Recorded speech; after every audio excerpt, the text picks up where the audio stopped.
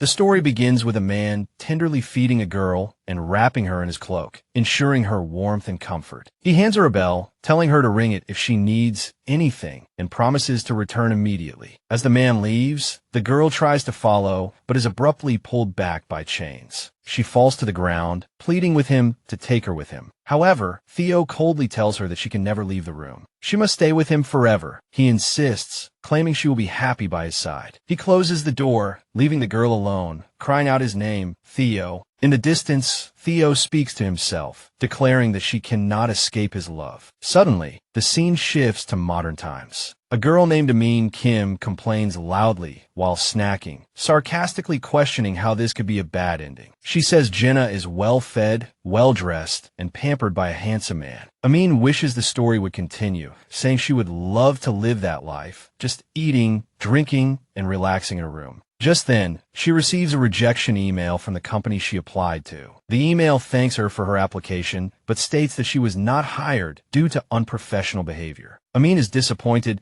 but not surprised, sighing and deciding to go get dinner. As she walks home with her food, she notices advertisements for the game she's been playing, How to Love an Obsessive Man, plastered all over the streets. The game tells the story of Jenna Blake's contracted marriage to Theorius Leocrona, a cold and intimidating duke from a land of demons and monsters. Despite being feared by many, Theo falls deeply in love with Jenna, and they eventually marry. However, his love gradually transforms into a dangerous obsession. This leads to 50 different bad endings for the player. Amin Kim excitedly hugs and kisses a game poster, calling it a hit. She is fascinated by the premise of a possessive, handsome male lead who keeps her locked up. But then she suddenly becomes aware of the stares around her, embarrassed as passers-by notice and whisper, her cheeks flushing. Kim quickly hurries away. As she continues walking, she spots a cat across the street and happily calls out to it, saying she has brought it some treats. The kitten starts across the road, but just as it reaches the middle, a truck speeds towards it, honking frantically. Seeing the kitten in danger, Kim cries out and rushes forward to save it. Unfortunately, the truck hits both Kim and the cat. The scene changes, and Kim wakes up in an unfamiliar room, surprised to be alive. She frantically wonders where the cat is and if she lost it. Suddenly, a maid rushes in, angrily tossing a dress at her.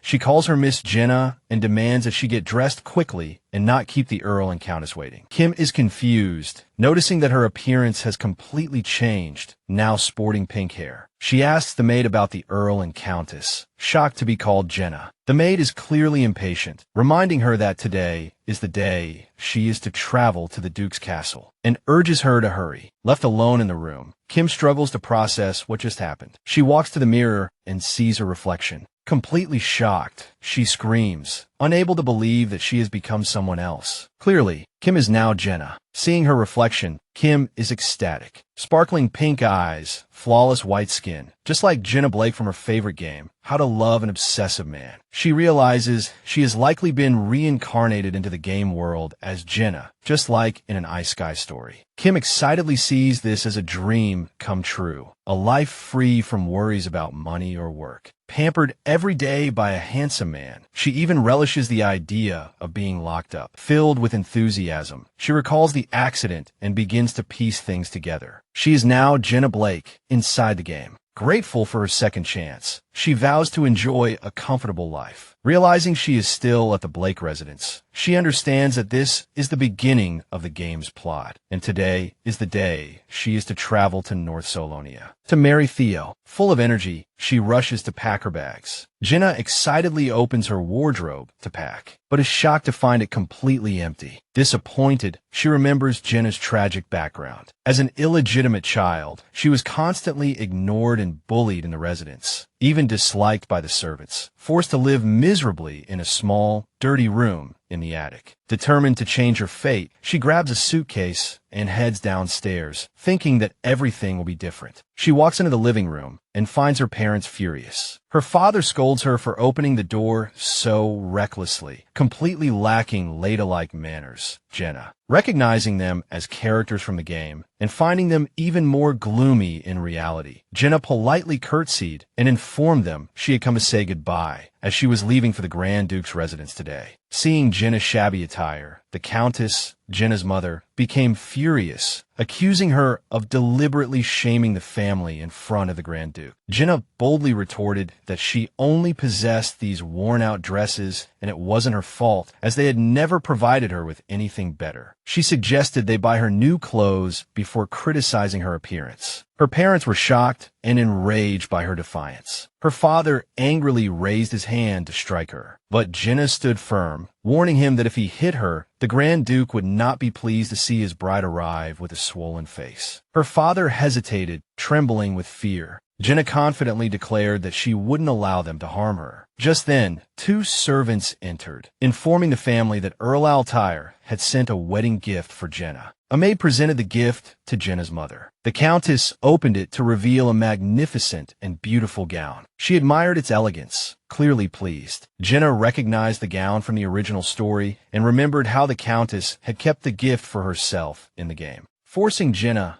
to leave, she declared that it was her wedding gift. Her mother gasped in shock, but Jenna confidently thanked her parents for raising her and then bid them farewell, inwardly celebrating her escape from this miserable family. She referred to the place as a rat's nest. The scene shifted to Jenna traveling by carriage to Theo's residence. She looked around, pondering the similarities between the world of Alan and Earth. She remembered Alan as a world of magic, where different races coexisted, some being scholars and magicians. Magic flowed naturally here. Where there was magic, there were also mythical monsters, especially in North Solonia, a place known as the Devil's Nest. This dangerous land was ruled by Theorius Leocrona, the Grand Duke, feared by all beasts. Most people stayed away, but Jenna found it the perfect place for a relaxing and comfortable life. Suddenly, the carriage stopped, and Jenna bumped against the seat. The coachman informed her that they had arrived and asked her to disembark. Still groaning, Jenna got out of the carriage and saw a gloomy and desolate palace, which unsettled her. Nervously, she tried to confirm if this was indeed the destination, but the carriage had already sped away, leaving her alone, anxiously standing before the eerie palace. Jenna entered the castle, finding it even more gloomy and terrifying than in the game. As she walked in, a man working in an office noticed her arrival, mistaking her for an intruder. Although frightened, Jenna tried to compose herself, reminding herself that the castle held not monsters, but a handsome male lead. Suddenly, a notification popped up on her screen, warning her that the male lead might kill her before she completed the game. But if she proceeded with caution, she might achieve a happy ending. Jenna clicked yes without hesitation. The thought of being imprisoned by the Grand Duke strangely excited her. Another warning appeared, confirming that there was no turning back and wishing her good luck. A door opened automatically, making Jenna nervous as she didn't remember this scene in the game. She walked in, startled by the castle's dilapidated and gloomy appearance. She lamented that it looked more like a pigsty than a Grand Duke's castle, while thinking that she, like the Grand Duke, was also illegitimate, and that was precisely why she was sold into this arranged marriage. Jenna recalled her and Theo's backgrounds. Theo was the illegitimate son of the deceased empress, exiled to North Solonia by the jealous emperor. Similarly, Jenna was unloved by her adoptive parents, the Earl and Countess, and forced into marriage for political gain. The emperor needed wealth to control the nobles, and Earl Blake, immensely rich, became the perfect target. The Earl readily accepted the marriage alliance with the emperor, but neither side was willing to sacrifice their own heir. Thus, Theo and Jenna, both illegitimate children, were chosen as sacrifices for this political marriage. Jenna mused that her situation was at least better than being reincarnated as a poor peasant. Wondering where the servants were, she decided to meet the Grand Duke first. Remembering the game's infamous 50 bad endings, she recalled that Theo should be in the room at the very top of the castle. Suddenly, a notification window popped up in front of Jenna, startling her. The window displayed options: knock,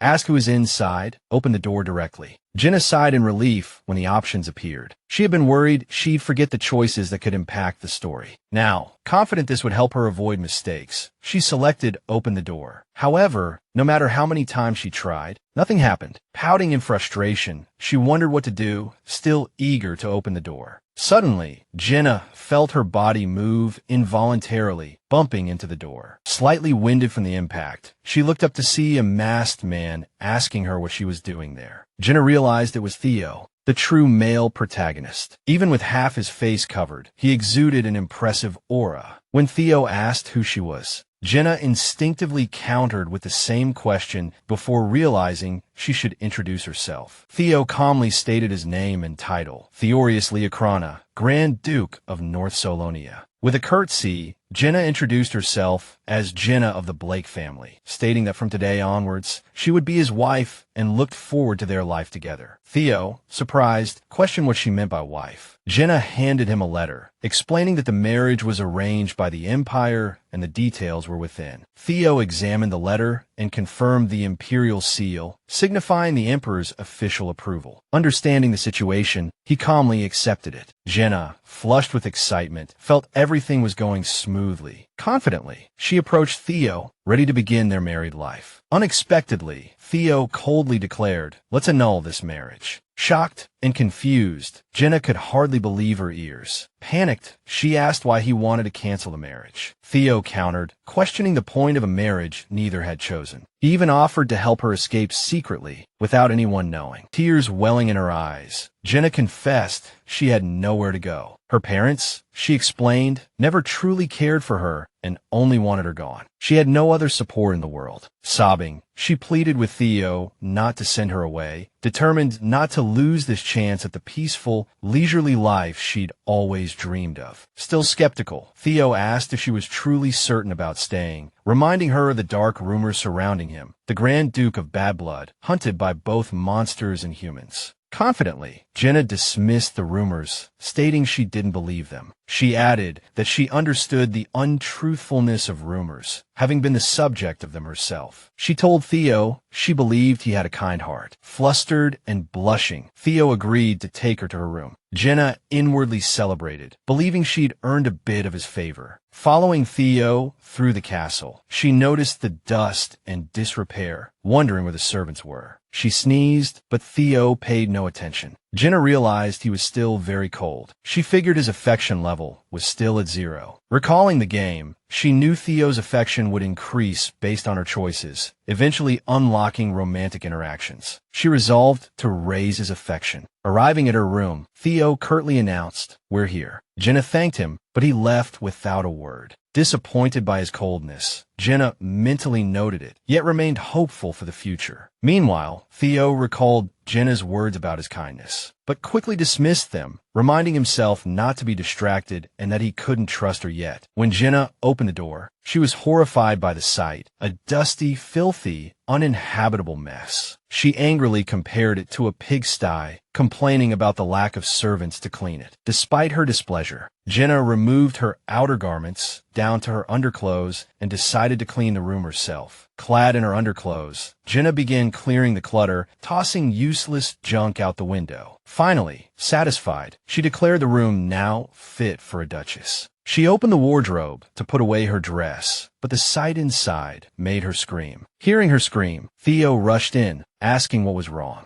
Panicked and crying, Jenna clung to him, sobbing for help. Theo, noticing she was only in her underclothes, blushed. Pointing at the wardrobe, Jenna explained there was a giant spider inside, terrifying her. Flustered, she covered her slip up, begging Theo to remove it. Theo magically caught the spider and tossed it outside, then concernedly asked Jenna if she was all right. Jenna, relieved, thanked him, but then Jenna suddenly remembered this was a key event in the game, a moment meant to build affection between her and Theo. In the game, the original Jenna gently spoke to the spider and safely released it, leaving a strong impression on Theo and opening his heart to her. Now, realizing her different reaction, she felt she'd missed this opportunity. Panicked, Jenna worried this would push Theo away, leading to a bad ending, perhaps even death. The pressure was immense. She felt unwell, her breath catching, eyelids heavy, and a sharp pain in her stomach. Jenna was shocked to find blood on her hand. Her panic intensified, unsure what was happening, and she desperately cried for help. Suddenly, a terrifying vision flashed before her eyes. Theo's face, sinister and frightening. In the vision, he told her not to cry, declaring she was his until death parted them. The atmosphere was tense and chilling. It was as if he was proclaiming his ownership over her. But just as quickly, she snapped back to reality and the vision vanished. Theo stood before her, his face full of concern. He asked if she was okay, assuring her the spider was gone and wouldn't return. Pale and tense, Jenna forced a calm demeanor, saying she was fine, but inside,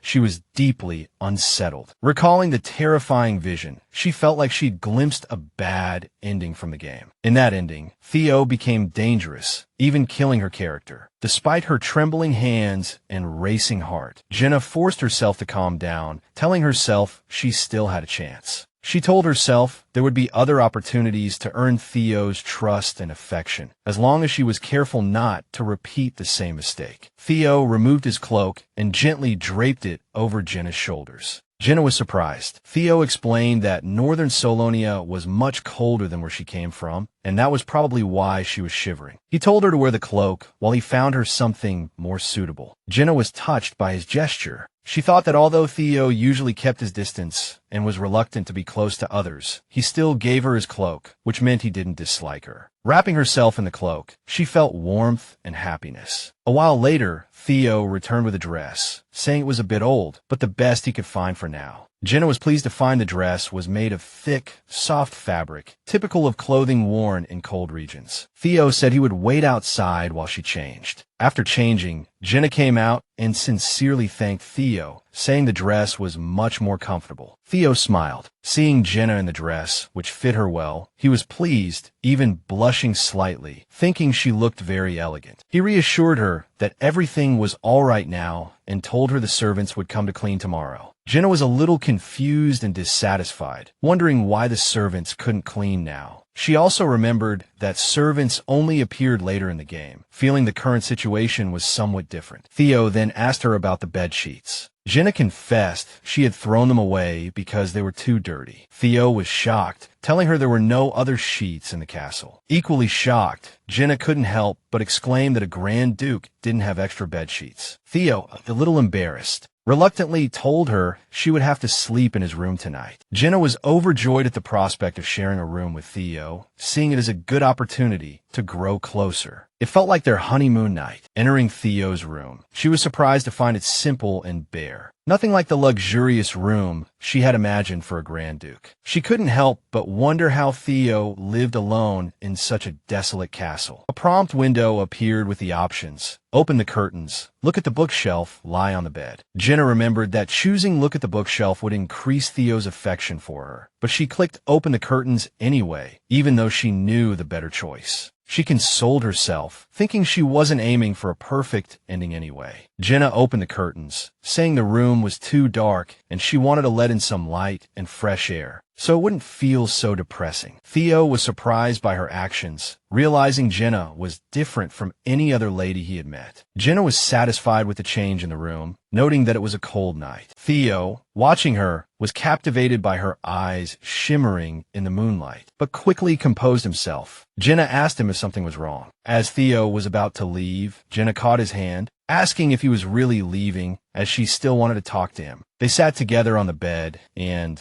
Jenna casually asked, since there was only one sheet, if they were going to sleep together. Theo blushed crimson, clearly flustered by Jenna's bold proposition. Jenna frowned, asking what was so indecent about it. She leaned closer, reminding him they were married now, but a bashful Theo immediately refused, insisting it wasn't appropriate. Jenna found it amusing, thinking how adorable he was despite the awkwardness. She realized that noble couples often slept in separate rooms, but she found Theo's reaction precious. Suddenly, Jenna's stomach rumbled, reminding her it was late and she hadn't eaten. Embarrassed, she asked when dinner would be. Theo rummaged through a drawer, seemingly preoccupied with something odd. Jenna wondered why he wasn't heading to the kitchen. Theo then offered her some chocolate and candies, saying, "Here, this is dinner." Jenna laughed, bewildered, thinking he was joking. But Theo seriously confirmed that this was, in fact, dinner. Jenna's dreams of a lavish meal at a grand dining table shattered. Reality had hit hard. Annoyed, Jenna recalled her past life as Amin Kim, where she often couldn't afford decent meals, sometimes surviving on instant noodles for days. She resolved to eat only the best food now. But here she was, in a ducal castle, stuck with nutrition bars. Disappointment gnawed at her. She took deep breaths, trying to compose herself and not let her emotions get the better of her. She then asked Theo where the dining room was. He told her it was on the first floor, puzzled by her question. Excited, Jenna grabbed his hand and pulled him towards the dining room, thinking that once she got through this moment, she could finally live the easy life she dreamed of. She reassured herself that this wouldn't be difficult to handle, unaware of the challenges that lay ahead. When Jenna entered the dining room, the sight that greeted her was both shocking and disheartening. The cupboards were bare, the dining table empty. There were no servants, and the entire room looked abandoned. Only dust and giant spiders occupied the space. Her anger erupted, and she began cursing furiously in a language Theo couldn't understand. Theo asked, confused, what she was saying. Jenna quickly brushed it off, sitting down in despair. Everything felt like it was falling apart. No food, no servants, just an empty castle. She sighed, trying to calm herself. She decided to just go back and make do with what they had for tonight. As they walked back, Theo noticed her sudden change in mood. He thought Jenna wasn't as lively as before and wondered if the nutrition bar he gave her had upset her stomach. Jenna sat on the bed, disappointed, and started eating the chocolate bar Theo had given her. She thought to herself that even cheap instant noodles tasted better than this. Theo, noticing her dissatisfaction, asked her what was wrong. Jenna irritably replied that anyone would feel the same way. Wanting to make amends, Theo offered to prepare a more substantial dinner for her. Surprised and confused, Jenna asked if he was seriously going to hunt monsters in the middle of the night. He reassured her that if she wanted, he would be back quickly. But Jenna angrily insisted he sit down. How obedini sat? Jenna sighed and explained that when she asked if he could accept their current situation, she didn't mean to upset him. She expressed her worries about living in a dilapidated castle with nothing to eat and her genuine concern for his well-being. Jenna gently took Theo's hand, reminding him that they were husband and wife now, and encouraged him to value himself more and work together to create a better life. Touched by her gentleness, Theo repeated her words as if hearing them for the first time. Value myself. He stood up and bowed in apology, though unsure why he was apologizing. Jenna, puzzled, told him he hadn't done anything wrong. Theo confessed that he just felt like he should apologize to her. Jenna thought that even though Theo didn't fully understand her yet, at least he was honest. She had never seen him so sensitive to others in the game. He always acted cold and indifferent. Jenna was unexpectedly moved by Theo's gentle and considerate nature. Although she had initially aimed for the bad ending, as she got to know Theo, she realized he was actually a kind and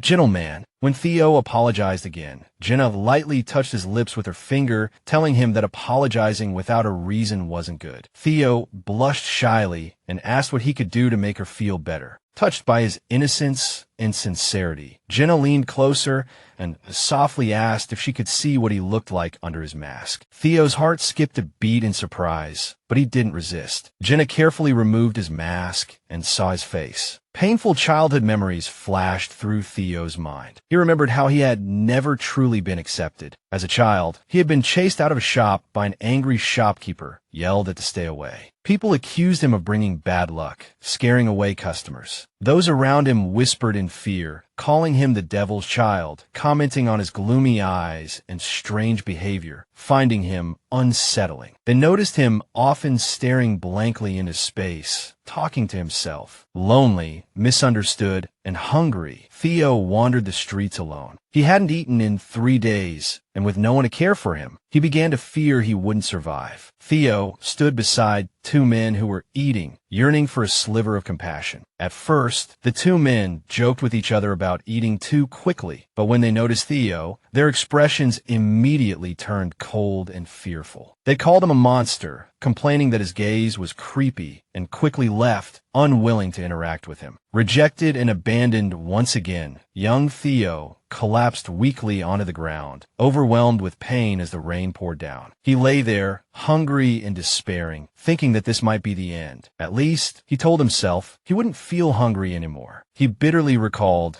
that even in the slums, where people should have relied on each other for survival, he was still an outcast. Suddenly, the adult Theo jolted awake from this painful memory, drenched in a cold sweat. The trauma of the past still haunted him. Just then, an attendant entered the room, informing him that the emperor wished to see him. Still catching his breath, Theo asked what the emperor wanted. The attendant admitted he didn't know, only urging him to prepare quickly. As he left, the attendant muttered complaints about having to deal with the so-called devil's child. Theo pondered his position in the castle. To him, it was an unwelcome prison, full of deception and danger, not a home. He entered the emperor's chambers, where the emperor immediately began to taunt him, mocking his appearance, calling him the son of a beast, and ordering him to kneel. Theo bowed respectfully and apologized. The emperor, clearly displeased, continued in a harsh tone, announcing that the situation in North Solonia had worsened due to the frequent appearance of monsters, and the border regions were in chaos. He ordered Theo to go there and quell the unrest, leaving no room for objection. Theo bowed again and obediently accepted the task. "As you wish, your majesty." Theo bitterly reflected on his situation, feeling like a mere pawn in the emperor's hands. He understood that by sending his inexperienced son to deal with monsters, the emperor likely hoped to get rid of him. Despite being a member of the royal family, Theo was ostracized like a monster. He questioned why he had to endure all this. Was it because of his appearance, or simply because he shouldn't have been born? He wished he could just disappear. Theo recalled how the emperor had always been suspicious of him, especially after his exile to North Solonia. The emperor feared he would one day return to claim the throne, and therefore kept him under constant surveillance. Even worse, the emperor had forced him into a loveless marriage with Jenna, completely disregarding his wishes. He was suspicious of Jenna, Earl Blake's illegitimate daughter, wondering if she was a spy sent by the Empire to harm him. Any lapse in vigilance could lead to danger. Theo recalled his initial wariness upon meeting Jenna, but gradually realized she was different from what he had imagined. He remembered her cleaning his room in her undergarments, using strange words he'd never heard before. Despite the constant gossip surrounding him, she didn't seem to care what others thought of him. She was the first person to tell him to value himself. Her kindness and sincerity were so unfamiliar to him. Yet, it was this very feeling that brought him comfort. Even though they had just met, he felt he could trust her. When he saw her sadness, he desperately wanted to make her smile again, because he truly cared for her. When Jenna asked him to remove his mask, Theo was surprised and worried about her reaction. He feared she would reject him like everyone else, or that she would find him frightening. As he wrestled with his anxiety, Jenna gently lifted his face, comforting him with a smile. She told him that no matter what he looked like, she would accept him because he was her husband. Her words and smile brought him comfort and courage. They made him feel like he could truly trust her. With newfound resolve, Theo removed his mask, unsure of what would happen next, but hoping Jenna would accept him. Upon seeing his face, Jenna was shocked and amazed, finding him even more striking than she had imagined. Jenna touched Theo's face, making him blush. She exclaimed excitedly, declaring his features absolutely flawless. And she thanked fate for allowing her to be reborn into this world. Theo, surprised by her reaction, asked if she was all right. Jenna immediately turned to him and told him he was truly beautiful, making Theo blush. He admitted that no one had ever called him beautiful before. Jenna quickly apologized, realizing that beautiful might not be a word men typically wanted to hear. Theo remained incredulous, wondering if she was sincere, having always considered himself a monstrous being. Sensing his discomfort, Jenna apologized again, but Theo reassured her that it was all right and there was no need for apologies. His entire face flushed crimson with shyness. His heart raced, a strange warmth spreading through him, and he wondered what this feeling was. Jenna, captivated, couldn't take her eyes off him. How? Still embarrassed, asked how much longer she intended to touch his face. Jenna, slightly abashed, apologized, admitting she'd lost control for a moment. Theo again reassured her that it was truly all right. However, when Theo put his mask back on, Jenna was surprised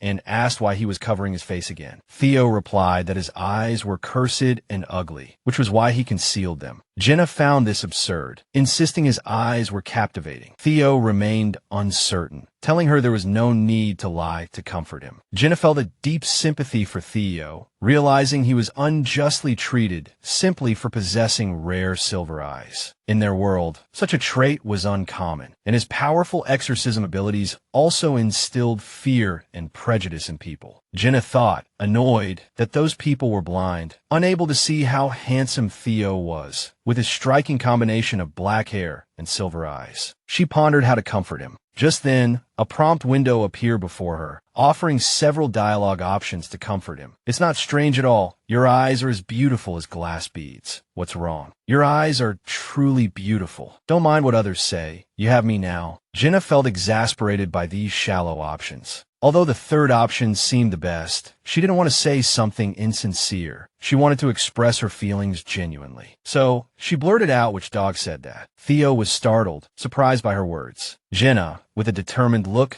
prepared to repeat herself louder, but Theo quickly covered her mouth. Theo frantically asked how she could say such a rude thing. Jenna retorted that there was no need to be polite to rude people, and at least she hadn't insulted anyone in front of the Crown Prince. She pouted, and to her surprise, Theo laughed. Jenna, slightly embarrassed, asked why he was laughing. Theo, with a gentle smile, said, "Because I like you." Theo's confession made Jenna's heart race. It was her first day there, and she hadn't expected to hear such words. She felt a sense of relief. She was glad she hadn't chosen those shallow dialogue options, and only hoped Theo would smile more often. She corrected him, "It's not you, it's Jenna." She added that he should remember the name of the person he would spend his life with. Theo bowed respectfully and replied, "I know, Miss Jenna." But she urged him to drop the formalities and just call her Jenna. He hesitantly agreed. Jenna casually tossed his mask aside, saying there was no need to hide his face, since only she would see it from now on. Theo sighed and gently corrected her. "It's not you,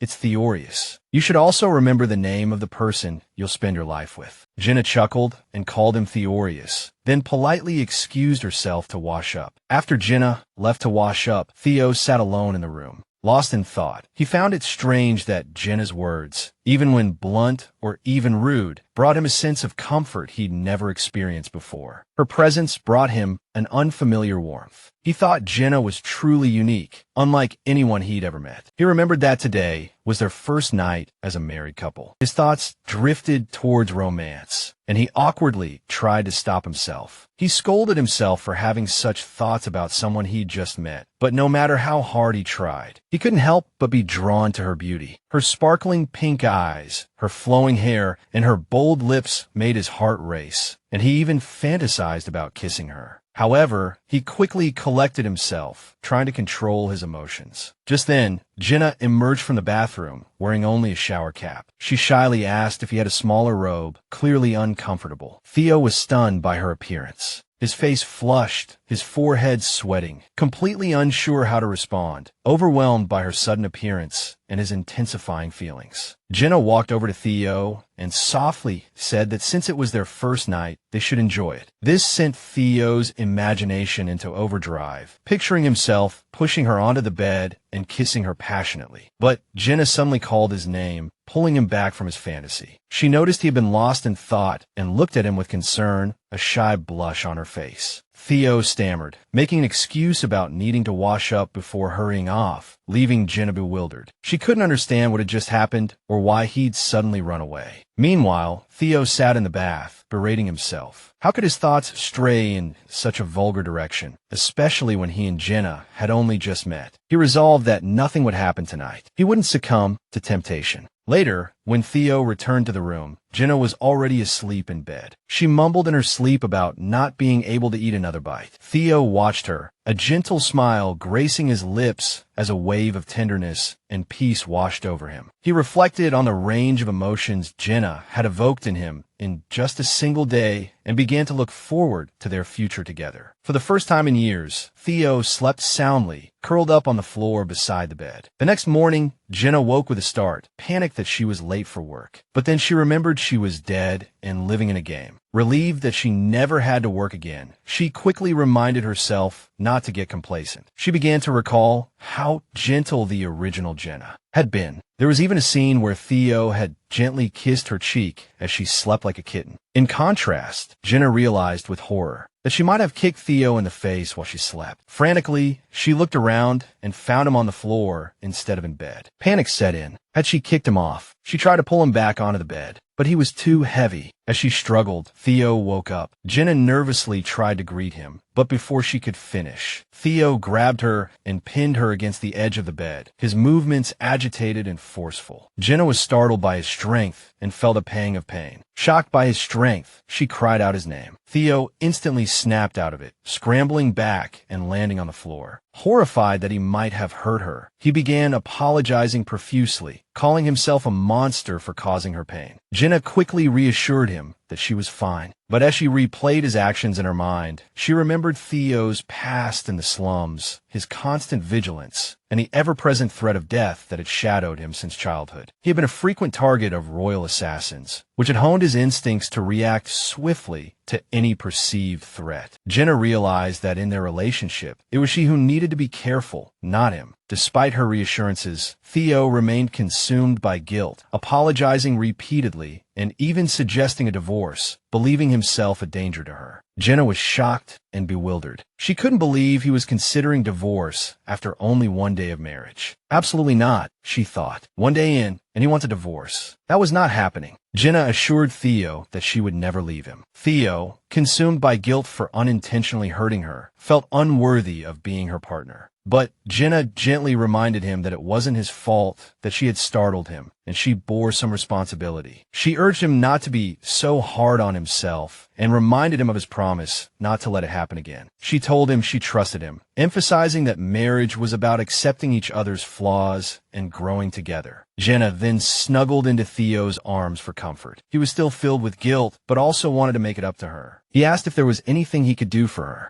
Jenna smiled, seeing her opportunity. She suggested they go into town together. When Theo looked surprised, she added that she needed new clothes and wanted a decent meal. Secretly, she also planned to take him for a haircut. That handsome face shouldn't be hidden by unruly hair. Theo told Jenna he had already arranged for servants to come the following day, but Jenna protested, claiming she would starve. She put on a pitiful, teary-eyed expression, pleading with him. Seeing her face, Theo relented, agreeing to have a knight accompany her. Jenna fumed inwardly. He was so stubborn. She wanted a date with him, not some knight. She recalled that in the game, players needed at least 30 affection points to go out with Theo, which usually took 10 days to achieve. She didn't have that kind of time, nor could she stomach any more of those awful nutrition bars. Changing tactics, she decided to try a softer approach instead of forcing the issue. She told Theo that the knight had better be handsome, or she'd go on a date with him instead. Theo immediately and firmly refused. Jenna smirked inwardly, recognizing Theo's true nature. He might appear gentle, but underneath, he was fiercely possessive and intensely passionate. She could practically hear him demanding, "You're my wife." But in truth, Theo hesitantly admitted that now that they were married, he wouldn't allow Jenna to go out with other men. Jenna found his possessiveness endearing and teased him, suggesting she might just go by herself. Theo immediately insisted on going with her. Jenna thought to herself, "Gotcha." It worked. Theo agreed, but on two conditions. He would not remove his mask or cloak outside, and they had to return home immediately afterwards. As he listed these rules, Jenna readily agreed, not minding the details at all. Theo was surprised by how easily she acquiesced. The scene changed to the two of them strolling through a medieval marketplace. Jenna marveled at the beauty of the village, a sight she was experiencing for the first time. Excitedly, Jenna pulled Theo toward the place from which she smelled delicious food, asking a waitress if there was a table for two. Upon seeing Theo, the waitress nervously told them they were about to close and suggested they go elsewhere. Jenna was angered by the rude treatment. She was about to argue with the waitress when Theo stopped her, suggesting they try somewhere else. As they left, whispers erupted around them. People recognized Theo as the Grand Duke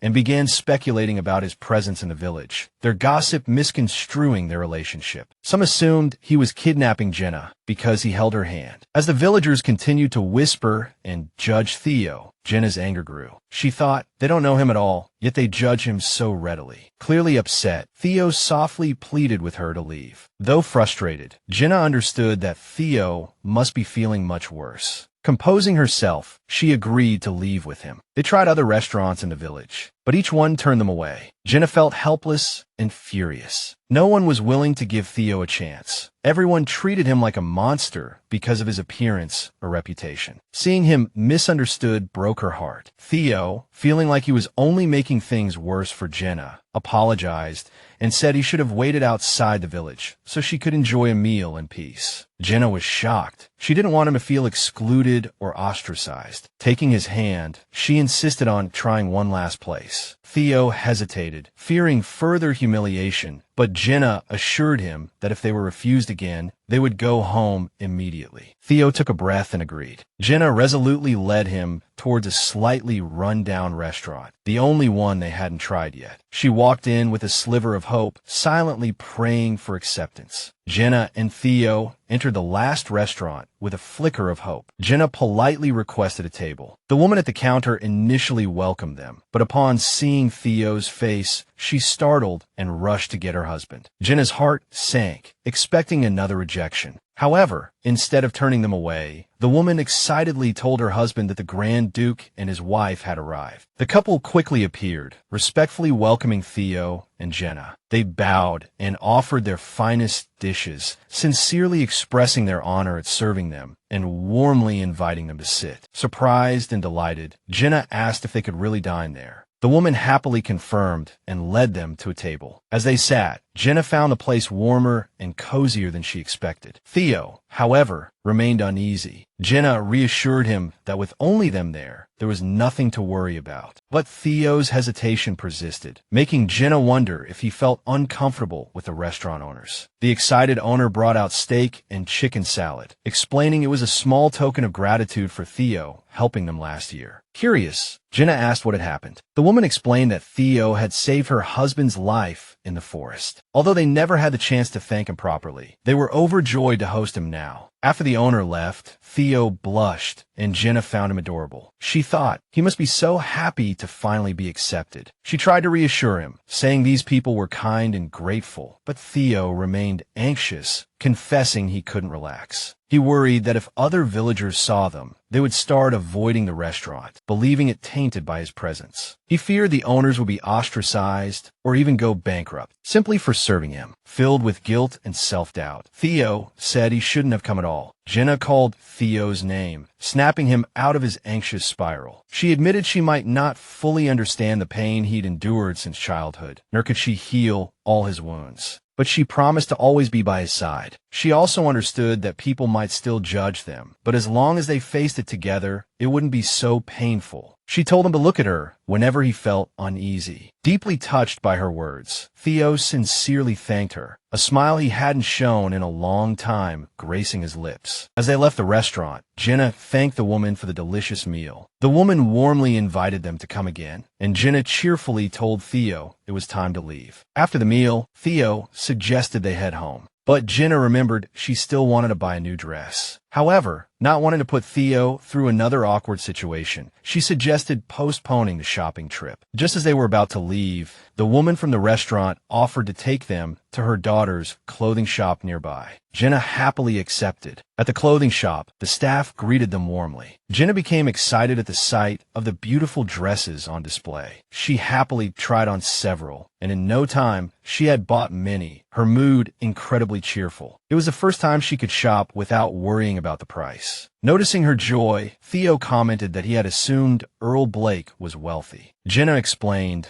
a little embarrassed, that her father never liked spending money on clothes, so she was thrilled to be able to shop freely now. Theo listened and simply replied, I understand, comprehending her situation. Embarrassed by her slip of the tongue, Jenna quickly changed the subject, praising the clothing shop they had just visited. She suggested it would be wonderful if there were a shop like that in the castle. Theo simply hummed in agreement, not saying much. Back at the castle, Jenna excitedly jumped onto the bed, exclaiming, home, sweet home. Theo told her to wait a moment while he went to wash up, and Jenna happily hugged a pillow. She rolled around on the bed, savoring the wonderful day. The delicious food and the freedom to shop had left her feeling content. However, her peaceful moment was interrupted by a knock at the door. Startled, she remembered Theo was washing up and the servants weren't due until tomorrow. She nervously hid under the covers, fearfully wondering who was outside. Jenna fearfully asked in a trembling voice who was there, but no one answered. The sudden silence made her even more afraid. She cautiously approached the door and softly said, "Hello." Just then, another knock echoed, making her panic. Terrifying thoughts flashed through her mind. Perhaps it was a ghost. She tried to convince herself this wasn't a horror story, that maybe the servants had just arrived early. Still trembling, she slowly opened the door, trying to compose herself, only to be met by a strange-looking man who greeted her with a sinister, "Good evening." Terrified, Jenna slammed the door shut and ran to the bathroom, banging frantically on the door. Alarmed by her panic, Theo hurried out in his bathrobe. Jenna immediately clung to him, clutching his chest in fear, frantically crying that there was a ghost outside. Confused and worried, Theo couldn't understand what she was saying. Still in his arms, Jenna suddenly realized how close they were. She could hear his heartbeat, feel the firm muscles beneath his thin robe, and couldn't help but wonder what it would be like to be held tightly by such a man. She was flustered, not just from fear, but from the stirring in her heart. Theo asked with concern if she was all right and why she had screamed. Just then, the mysterious man entered the room, cheerfully greeting Theo and saying he was glad his married life was blissful. Terrified, Jenna hid behind Theo, mistaking the man for a ghost, and frantically begged Theo to make him leave. Theo tried to calm her, explaining that the man wasn't a ghost, but his butler, Hamill. Jenna realized with surprise and embarrassment that she had been mistaken. Hamill politely introduced himself, saying it was a pleasure to meet Jenna. He also remarked that she looked very happy. Then he excused himself and left. Theo, slightly flustered, tried to call after Hamill, but he was already gone. Theo reminded Jenna that he had mentioned calling for servants to come to the castle, and Hamill must have arrived early. Now extremely embarrassed, Jenna admitted she had forgotten, giving an awkward laugh. She mentally scolded herself for overreacting and yelling at Hamill, feeling foolish and worried about whether Theo thought she was crazy. But Theo gently patted her forehead, reassuring her that everything was all right. Enveloped by Theo's presence, after their embrace, his bathrobe loosened, revealing his well-built physique. Panic surged within her. She found him incredibly attractive, as if he had effortlessly captivated her. Losing her composure, she pushed Theo onto the bed, ready to confess her feelings, saying she couldn't hold back any longer. Theo replied that he felt the same. But Jenna suddenly snapped back to reality, realizing it was all just her imagination. She told herself to calm down. She remembered that in the original game, choosing the sexy options led to a bad ending. As a normal, healthy woman, she'd always chosen those options before, but now she had to restrain herself. She needed to avoid the bad ending and strive for the captivity ending. He apologized to Jenna directly for touching her without permission earlier. Jenna was both shocked and touched by his naivete, thinking about how pure and gentle he was. Deeply moved by Theo's consideration and kindness, she even wondered if the game should be called How to Fall in Love with an Innocent Man. With a mixture of nervousness and excitement, Jenna reassured him that it was all right, as they were husband and wife, and intimacy was normal. Trying to act natural, she almost blurted out encouragement for him to touch her more, but thankfully caught herself in time. She said she would never hate him because he was her husband. Theo then shyly asked if he could hug her. After she agreed, he gently embraced her, and the atmosphere gradually grew heated. Theo softly asked if he could touch her more. Jenna's heart raced as they slowly moved closer, about to kiss. Just as the atmosphere turned romantic, Theo's butler, Hamill, suddenly knocked on the door, interrupting them. Flustered and shy, Jenna pushed Theo away with a startled cry. Hamill politely informed them that there was an urgent matter requiring Theo's attention. The atmosphere immediately turned awkward, the lingering tension still palpable. Theo left, blushing. He cleared his throat and told Jenna to wait for him. Jenna felt a little disappointed, thinking it was a pity they hadn't kissed. She consoled herself, thinking that perhaps it wasn't the right time for a romantic scene in the game yet, but a kiss between husband and wife shouldn't be a problem. Theo put on his shirt and apologized, saying that he had urgent business to attend to. He suggested Jenna rest first. Jenna considerately replied that she wasn't tired and would wait for him to return. Theo gently advised her not to push herself too hard. As he approached, Jenna blushed, unsure of what he was going to do. Unexpectedly, Theo gently kissed her forehead and shyly said he had to go. Jenna froze, her heart pounding. She felt both sweet and shy, thinking how adorable Theo was. She was sure she would sleep well tonight. Meanwhile, Theo was working overtime in his office, but Jenna's image kept appearing in his mind, clearly affected by their intimacy. Hamill handed Theo a report on Jenna, stating that she had no connection to the royal family and was highly unlikely to be a spy. Hamill suggested that Theo could trust her, but Theo hesitated, unsure if he could truly trust Jenna completely. He was afraid that Jenna would change her heart and betray him like others had in the past, and he worried whether he could bear that kind of hurt again. The next morning, Jenna was still fast asleep. She was drooling in her sleep, still muttering about food in her dreams. Just then, a maid entered the room to wake her up. The maid cheerfully greeted her, startling Jenna, who asked who she was. The maid introduced herself as Elle McGrath and explained that she would be Jenna's personal maid from that day forward. Jenna, still half asleep, asked what time it was. Elle said it was 6 o'clock. Jenna, shocked, asked her to repeat herself. Elle simply smiled and repeated, 6 o'clock. Jenna was speechless at being woken up at 6 o'clock, thinking that was a time only diligent students and office workers should be awake. And she was certainly not one of them. Elle, the maid, cheerfully informed her that the morning schedule was very full. There was a morning walk, a bath, changing clothes, and breakfast for the Grand Duke. Overwhelmed by the sudden schedule, Jenna flopped back onto the bed, wrapped herself in the blankets, and decided to go back to sleep. Elle asked with concern if she was feeling unwell. Jenna reassured her and asked her to come back later. After Elle left,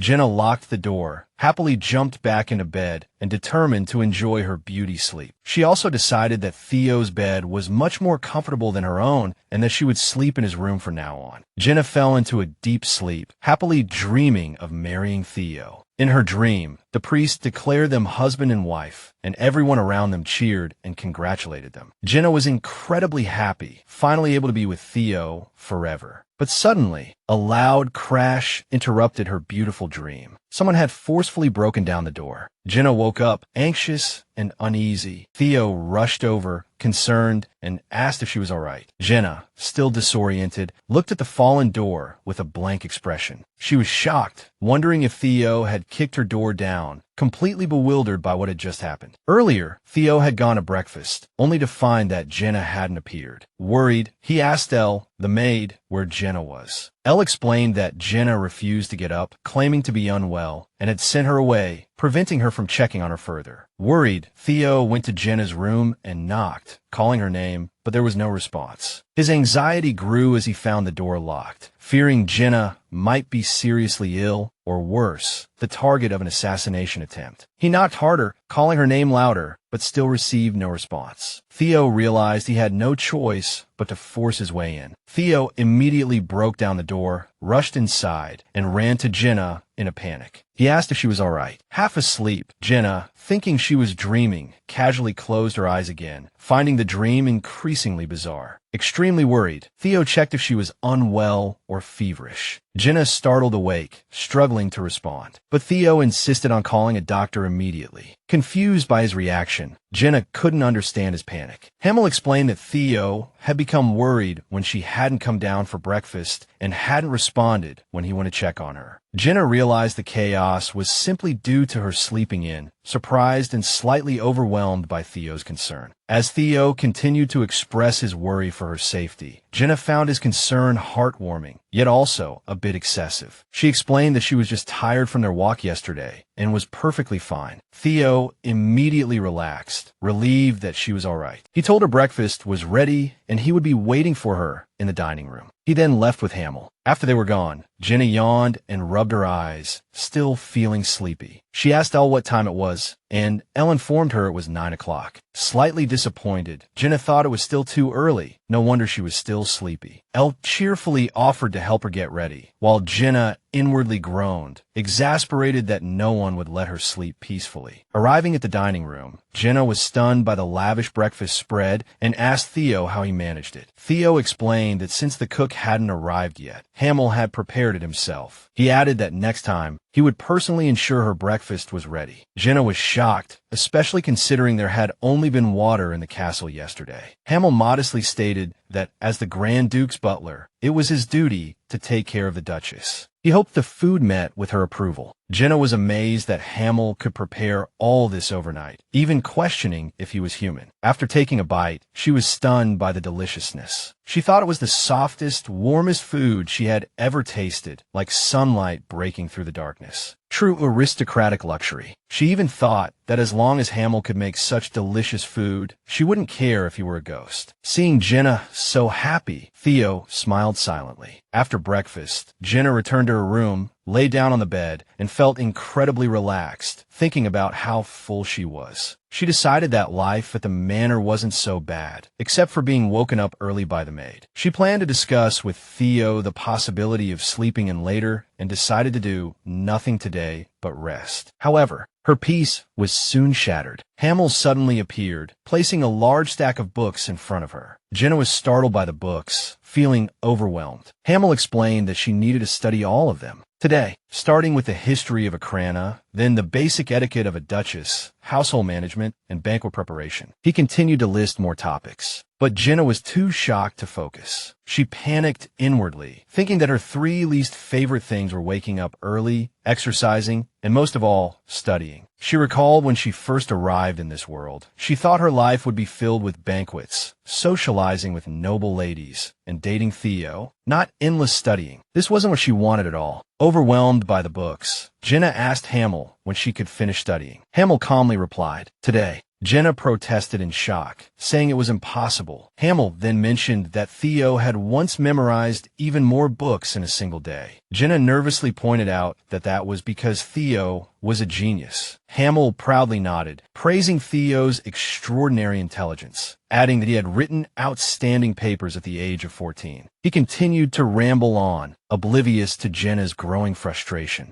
Jenna felt trapped, like no one cared about her feelings, and everything seemed hopeless. She quietly tried to slip away, hoping Theo could help her. But Hamill noticed her attempt and asked where she was going. Jenna awkwardly covered up, saying she just wanted to go back to her room to study. However, Hamill informed her that her room was being cleaned, insisting she stay and study there. Overwhelmed by the studying, Jenna tried to excuse herself by saying she was suddenly thirsty and wanted some water, but Hamill stopped her, calmly saying Elle would bring her tea shortly. Jenna dejectedly wondered how to get rid of him. Just then, Hamill mentioned something important. Theo had approved all the lessons. As a Grand Duchess, Jenna had to possess the appropriate knowledge and etiquette. There was even an exam scheduled for tomorrow, so she had to carefully read every word. Hearing this, Jenna was shocked and panicked, inwardly cursing Hamill for being not a ghost, but a demon in human skin. Feeling exhausted, Jenna stared blankly at the sunlight streaming through the window, wishing she could go outside and be closer to nature instead of being trapped by a pile of books. Eventually, she compromised and decided to take a short nap. Just as she was about to lie down, Elle rushed in with tea. Jenna, slightly annoyed, told her to remember to knock next time. Elle apologizait sweetly, explaining that the room didn't have a door and Mr. Hamill had told her to come straight in, which was why she had knocked. Jenna only felt more tired and irritated. She remembered the door being broken, but didn't dwell on it, thinking everyone makes mistakes. She then noticed Hamill standing at the doorway, which surprised her. After all, as the butler, he should have been assisting Theo, not waiting here. Jenna, suspicious, peeked out into the hallway to see if he had left. Suddenly, Hamill appeared behind her, startling Jenna and causing her to fall back onto the floor. Hamill teased her, saying her expression was like she'd seen a ghost. Jenna, feeling indignant, thought he should take a look in the mirror. Hamill asked her why she was staring at the door. Jenna nervously covered up, saying she was looking for him. He offered to help, but Jenna quickly apologized, admitting she'd forgotten what she was doing. Hamill extended his hand, gesturing for her to return to her studies, but Jenna hesitated. She thought to herself that this scenario felt familiar, a clear sign of avoiding her studies. She grew increasingly anxious, knowing it would be difficult to escape, and beads of sweat formed on her forehead. As they walked towards the desk, Jenna suddenly and nervously said she had something important to do. Hamill replied that Elle could handle it, but Jenna still tried to find an excuse to get away. An idea struck her, and she blurted out that she had to go out with Theo, that it was important. Hamill looked puzzled, asking if Theo had plans to leave the castle. Jenna quickly replied that Theo's hair was too long. It was hindering his vision, and he needed a haircut. Hamill, believing her, agreed. Jenna felt relieved, inwardly celebrating her successful escape. She excitedly ran to find Theo, calling herself his beautiful wife. Seeing Theo wearing glasses, she was momentarily stunned and blurted out, "Super handsome." She quickly explained that she meant he looked very stylish. Theo blushed at her compliment, shyly thanking her, making Jenna's heart flutter even more. Jenna tried to persuade Theo to go out with her, but he refused, saying they had already gone out yesterday, and if she needed anything, she could ask Hamill for help. Jenna persisted, reaching out to touch his hair, insisting on taking him for a haircut. Theo, however, grabbed her hand and firmly refused. Jenna was visibly discouraged, surprised by Theo's blunt refusal. He explained that he didn't want anyone to touch him or see his face, leaving Jenna confused. She suggested he could just keep wearing his mask. But then she recalled the constant assassination attempts since Theo had arrived at the castle, and suddenly understood his apprehension. She realized that Theo's reluctance to let anyone near him, especially with sharp objects, likely stemmed from those traumatic experiences. Jenna thought that perhaps it was better to let him keep his messy long hair, as having it cut might be a form of torture for him. Suddenly, a game option she had never seen before popped up on the screen. Its content was strange and perplexing. Hug him, tearfully saying, "If you don't want to, I won't force you. Tell me when you're ready. And don't be silly. Grab his wrist and pull him out." Jenna was bewildered and frustrated, unsure of what to choose. Jenna hesitated, understanding that forcing Theo would only worsen the situation. She knew trauma was difficult to heal and considered the best course of action. Suddenly, she had an idea. She gently took Theo's hand and offered to cut his hair herself. Theo, breaking out in a sweat, asked her if that was really a good idea. This triggered painful childhood memories. He remembered his teacher sternly scolding him, saying that although he was young, he was very talented, but every mistake he made would be met with a beating. Theo trembled and apologized out of fear, and the teacher then took out a pair of scissors. The teacher said Theo was no longer of value to the Empire, and even tried to stab him with the scissors, cutting his hand and threatening to finish him off next time. He also said that Theo must want to die to escape his cursed body. This trauma left a deep scar on Theo, who to this day is still haunted by the feel of scissors and the cold metallic sound, never able to forget. Jenna cheerfully fastened a cape around Theo, preparing to cut his hair. "Welcome to Jenna's hair salon," she declared brightly. Theo, a little tense, admitted he wasn't quite ready. Jenna confidently assured him she'd give him a style that suited him perfectly, then hesitantly added, "Maybe." This only served to increase Theo's apprehension. He questioned her confidence, but Jenna insisted she had it under control, adding that he'd look even more handsome with shorter hair. Theo confessed he'd never had short hair before. Jenna gently asked if he trusted her. After a moment of hesitation, Theo sighed. "I trust you," he said. Jenna told him to close his eyes and leave it all to her. How obedini comli. Filled with determination, Jenna prepared to cut Theo's hair, resolved to make him look even more dashing. She reassured herself inwardly, recalling how she'd trimmed her own bangs to save money. This shouldn't be any different, she thought. But the moment she picked up the scissors, the metallic click triggered a shudder in Theo. He began to tremble with fear, the sound evoking traumatic memories. For a fleeting moment, he even suspected Jenna might be an assassin sent by the Empire. Yet, to his surprise, Jenna simply moved in front of him and continued. Realizing the absurdity of his suspicion, Theo sighed, ashamed of his vulnerability and fear in front of Jenna. Seeing him tremble, Jenna understood his trauma regarding scissors. To ease his fear, she shared an embarrassing story of her own.